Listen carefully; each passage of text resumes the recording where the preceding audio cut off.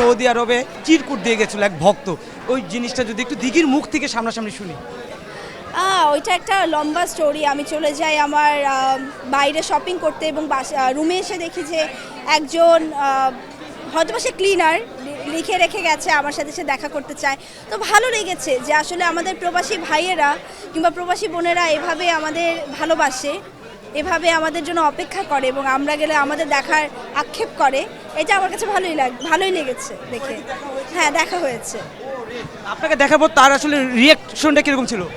তার অনুভূতি হয়তো বা আমি প্রকাশ করতে পারবো না, কারণ আমার দেখে মনে হয়েছে যে এটা তার one of the best moment.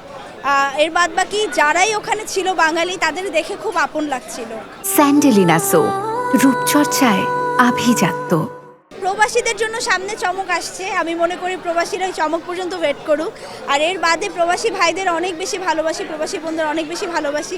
তাদের জন্য আসলে বারবার আমরা দেশের বাইরে চলে যাই তাদের একটু বিনোদন দেওয়ার জন্য, এবং তারা আরও যেই দেশে আছে আমার ইচ্ছা আছে সব দেশে গিয়ে তাদের বিনোদন দিব।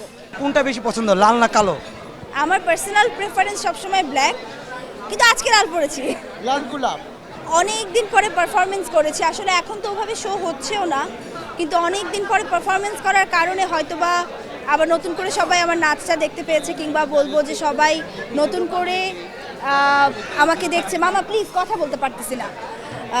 সবাই হয়তোবা নতুন করে দেখছে, যার জন্য সবার ভালো লাগছে। এই তো। দিঘিকে অনেকে ছোট থেকে দেখে এসেছে বলে অনেকে মামা মামা বলে, ভাগ্নি বলে। দিঘি আসলে তাদেরকে কি বলে? মামা বলি, চাচা বলি, এগুলোই বলি, আঙ্কেল বলি। আমার এগুলোতে কোনো সমস্যা নেই। আমি যাদেরকে সবসময় যা ডেকেছি তাতেই আমি অনেক স্বাচ্ছন্দ্য বোধ করি। আপকামিং সিনেমা আসছে যেটা নিয়ে খুব আলোচনা, বিদায়। তো দিঘির প্রত্যাশা কীরকম? আমি কিছু বলতে পারবো না আপাতত, থ্যাংক ইউ। যেহেতু আপনি একজন ন্যাশনাল উইনার অ্যাক্ট্রেস, অভিনয় নাকি এই যে ওপেনিং, কোনটা বেশি ভালো লাগে? দুইটাই আমার কাজ। একটা আমার সিনেমা সেক্টরের কাজ, একটা আমার হচ্ছে বাইরে এন্ডোর্সমেন্টের কাজ। দুইটাই আমার কাজ। Thank you.